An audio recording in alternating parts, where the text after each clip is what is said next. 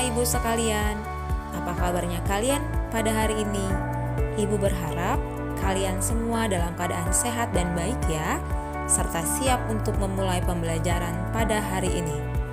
Pada hari ini kita akan belajar tentang perumusan dan penetapan Pancasila sebagai dasar negara. KD 3.1 dengan tujuan pembelajaran sebagai berikut.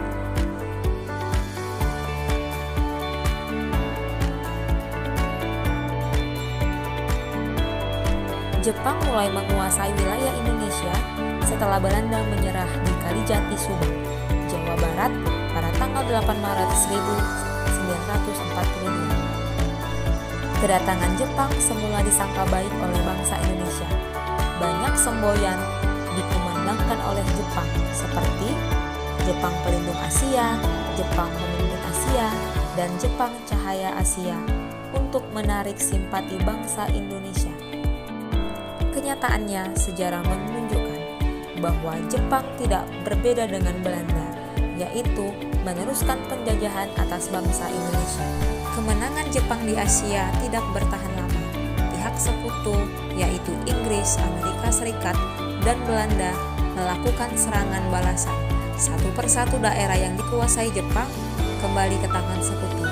Melihat hal itu, pada peringatan pembangunan Jawa Baru tanggal 1 Maret 1945, Jepang mengumumkan pembentukan Dokuritsu Junbei Chosakai atau Badan Penyelidik Usaha-Usaha Persiapan Kemerdekaan Indonesia (BPUPKI) untuk menyelidiki usaha-usaha persiapan kemerdekaan.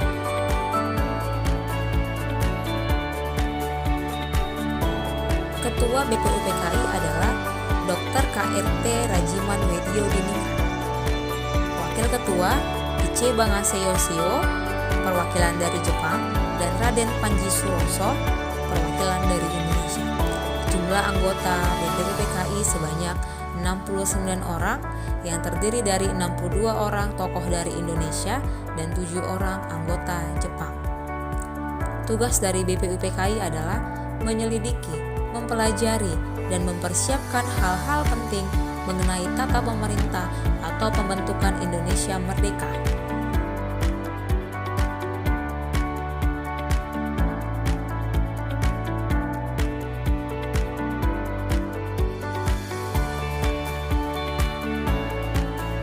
BPUPKI mengadakan sebanyak 2 kali sidang resmi dan 1 kali sidang tidak resmi.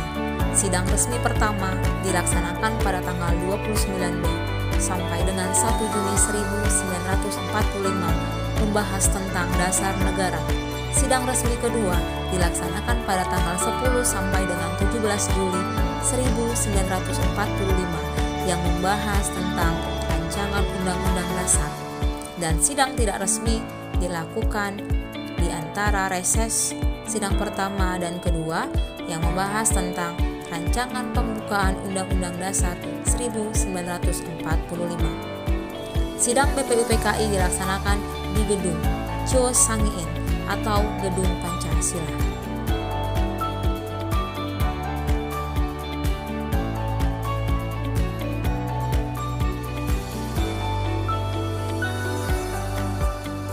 Pada sidang resmi BPUPKI yang pertama, tanggal 29 Mei sampai 1 Juni 1945, ada 3 tokoh yang mengajukan rumusan dasar negara, yaitu yang pertama, Mr. Muhammad Yamin.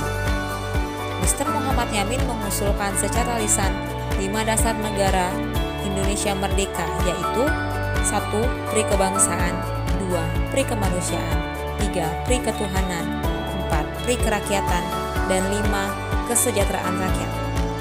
Selanjutnya pada tanggal 31 Mei 1945, menurut Supomo, dasar negara Indonesia merdeka adalah sebagai berikut. 1. Persatuan, 2. Kekeluargaan, 3. Keseimbangan lahir dan batin, 4. Musyawarah, 5. Keadilan rakyat. Insinyur Soekarno pada tanggal 1 Juni 1945 menyampaikan pidato tentang dasar negara Indonesia merdeka. Menurutnya, negara Indonesia yang kekal abadi itu dasarnya adalah Pancasila, Rumusan dasar negara yang diusulkan olehnya adalah sebagai berikut.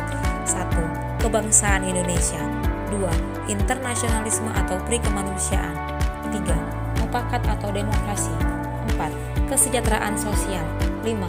Ketuhanan yang berkebudayaan. Insinyur Soekarno dalam sidang itu pun menyampaikan bahwa kelima dasar negara tersebut bukan dinamakan Pancadharma. Atas petunjuk seorang teman ahli bahasa, rumusan dasar negara tersebut dinamakan Pancasila. Sila artinya asas atau dasar. Dan di atas kelima dasar itulah mendirikan negara Indonesia yang kekal dan abadi.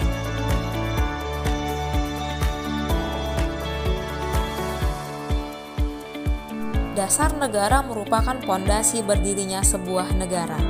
Ibarat sebuah bangunan, tanpa pondasi yang kuat, tentu tidak akan berdiri dengan kokoh. Oleh karena itu, dasar negara sebagai pondasi harus disusun sekuat mungkin sebelum suatu negara berdiri. Rumusan yang diusulkan oleh para tokoh memiliki perbedaan satu dengan yang lain, namun memiliki persamaan, yaitu berakar pada kepribadian dan gagasan besar dari bangsa Indonesia sendiri.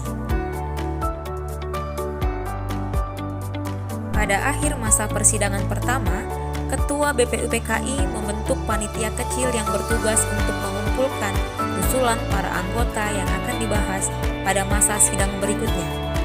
Kemudian panitia kecil bersama 38 anggota BPUPKI mengadakan rapat di kantor besar Jawa Hokokai. Kemudian dibentuk lagi panitia kecil yang berjumlah 9 orang yang disebut Panitia 9 yang bertugas untuk menyelidiki usul-usul mengenai perumusan dasar negara. Pada tanggal 22 Juni 1945 dihasilkanlah rancangan pembukaan hukum dasar atau Undang-Undang Dasar yang selanjutnya disebut Mukadimah atau Piagam Jakarta atau Gentleman's Agreement.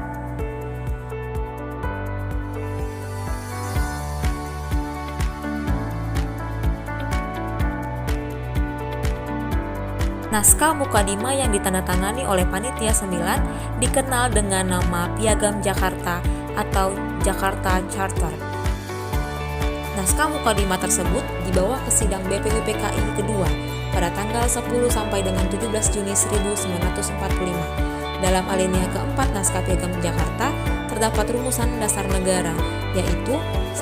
Ketuhanan dengan kewajiban menjalankan syariat Islam bagi pemeluk-pemeluknya. 2. Kemanusiaan yang adil dan beradab. 3. Persatuan Indonesia. 4. Kerakyatan yang dipimpin oleh hikmat kebijaksanaan dalam permusyawaratan perwakilan. 5.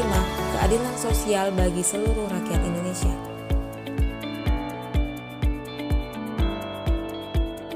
Rumusan dasar negara yang tercantum dalam naskah Piagam Jakarta tersebut dalam sidang PPKI tanggal 18 Agustus 1945 mengalami perubahan, yaitu pada sila pertama yang berbunyi ketuhanan dengan kewajiban menjalankan syariat Islam bagi pemeluk-pemeluknya diubah menjadi ketuhanan yang Maha Esa.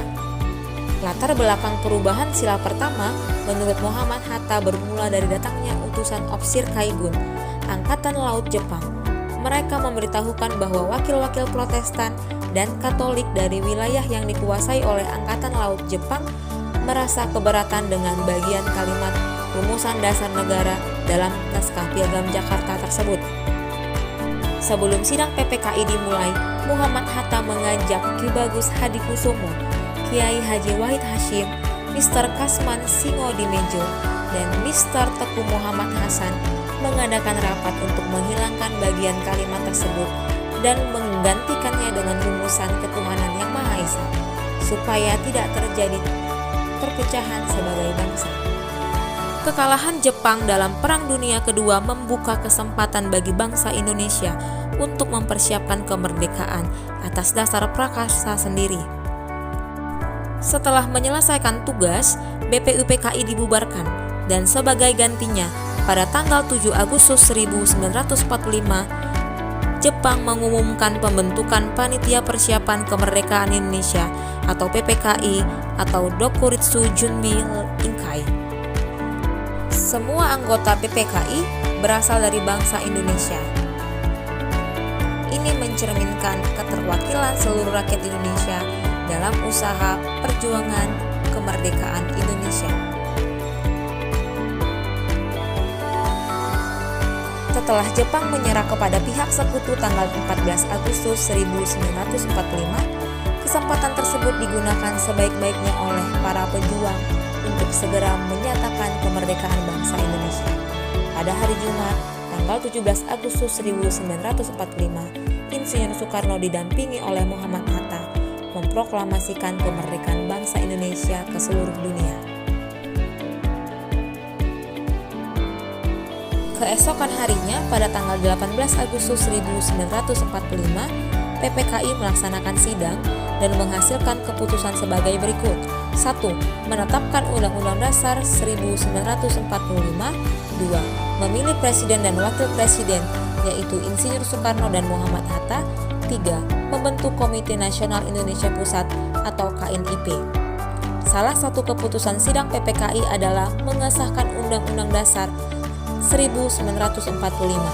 Dalam pembukaan Undang-Undang Dasar 1945 alinea keempat tercantum rumusan sila-sila Pancasila sebagai dasar negara. Demikianlah pembelajaran kita hari ini tentang perumusan dan penetapan Pancasila sebagai dasar negara. Pancasila sebagai dasar negara kesatuan Republik Indonesia sudah final. Bersifat final karena telah menjadi kesepakatan nasional atau konsensus yang diterima secara luas oleh seluruh rakyat Indonesia. Terima kasih atas perhatiannya. Semoga kamu dapat mengerti pelajaran kita pada hari ini. Salam sehat dan tetap semangat.